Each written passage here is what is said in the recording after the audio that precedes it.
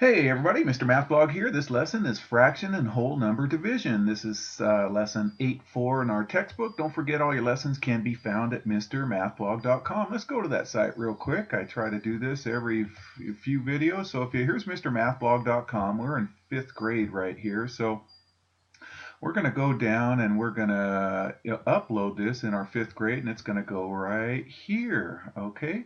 All right. So let's get back to this here. So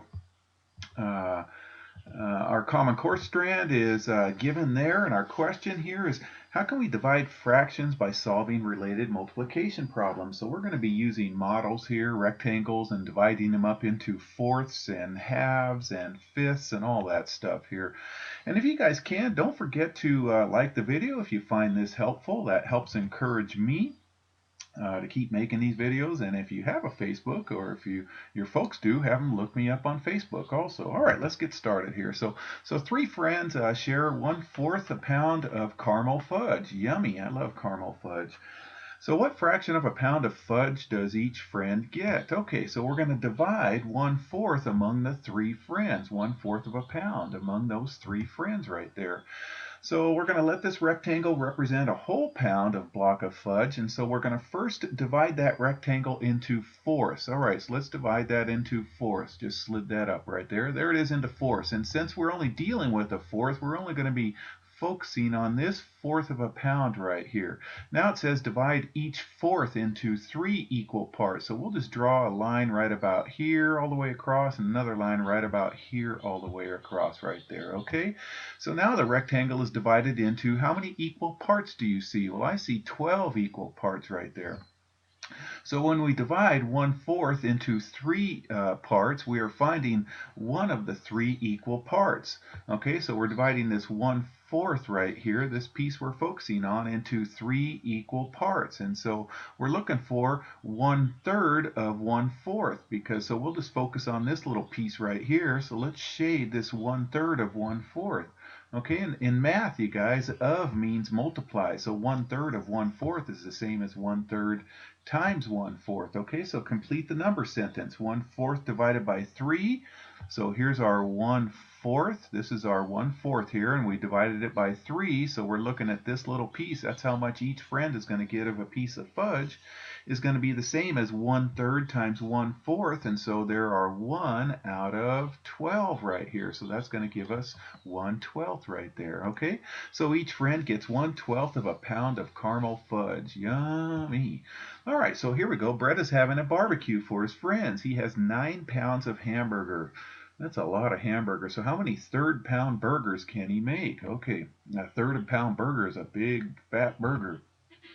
So will the number of burgers be less than or greater than 9? Well, since he's doing each pound, he's cutting them up into third of a pounds, there's going to be more than 9. In fact, there's going to be 27. We'll find out shortly here, you guys. So we're dividing 9 divided by 1/3. Okay, so we're going to draw 9 rectangles to represent each pound of hamburger, because there's 9 pounds, you guys. Okay, so there's our 9 pounds of hamburgers right there. And then this says right here, divide each rectangle into thirds. Okay, no problem. All right, so here's all our hamburgers here. There's 3 hamburgers there, 3 hamburgers there, 3 hamburgers there, and so on right here. So when we divide the 9 rectangles into thirds, we are finding the number of thirds in 9 rectangles. We're finding 9 groups of 3. So here there are, how many groups of thirds are there? Well, it looks like there's going to be 27 when you count them all up. So there's going to be 27 thirds right there. So complete the number sentence. 9 divided by 1/3 is the same as 9 times 3. Now what I tell my students is, when you're dividing by fractions, actually my students told me this, keep, change, flip. See how the 9 is kept? And then we change it to multiplication, and then we flip the 3 over 1. Keep, change, flip. Okay, so 9 divided by 1/3 is the same as 9 times 3, which is going to give us 27. So let's answer the question. So Brett can make 27 1/3 pound hamburgers for all his friends. So all right, so we have learned how to use a model. We just did that right there on those last 2 problems, and to write a multiplication sentence to solve a division problem. You can hear our birds in the background there. Can you hear them? So here are two examples here, and they want us to describe these examples here. So they want us to describe what's happening in this example and what's happening in this example. Let's do these one at a time here. So let's look at example A and describe how the model shows that dividing by 2 is the same as multiplying by a half. Okay, so I did that over here. So here we first start with a whole and divide that into fourths. So we're focusing on this fourth right here. So here is 1/4, and then we divide that fourth by 2 because we're dividing it by 2. Whoops, I went too fast right there. So then we divide it by 2, so that's what this little slice is right down here, and we're focusing on this guy right here. And then this gives us 1 out of the 8 wholes right here, or 1/8 right here. Okay, and then this next one here says, look at this example and describe how this model shows that dividing by a half is the same as multiplying by 2. Okay, so here we have 4 wholes. This is like Brett and his hamburgers. He has 4 pounds of hamburgers, and he's going to make half a pound of hamburgers.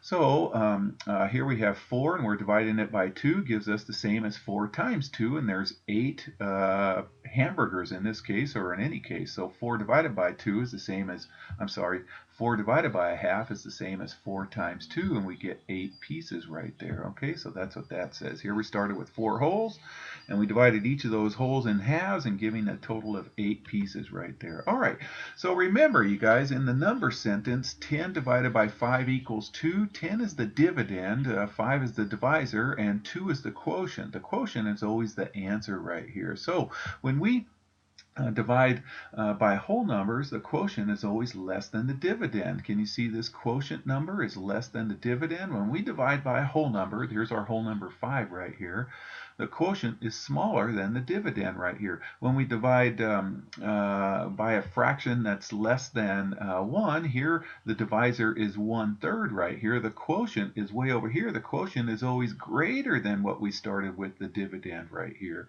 All right, so that'll help us answer this question. So for the two expressions below, which will have a quotient, remember quotient is answer, which will have an answer that is greater than the dividend, okay? Well, this one's going to have the quotient that's going to be greater than the dividend because we're dividing by a number, a fraction that's less than 1.